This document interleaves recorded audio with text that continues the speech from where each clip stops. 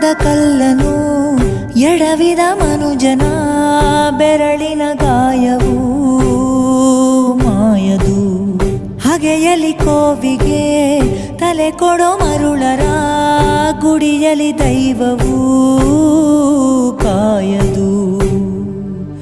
ಕತ್ತಲನು ಮಣಿಸೋಕೆ ಹಚ್ಚಿಟ್ಟ ದೀಪ ಊರೂರನ್ನೇ ಸುಡುವಂಥ ಜ್ವಾಲೆಯಾಯಿತೇನೋ.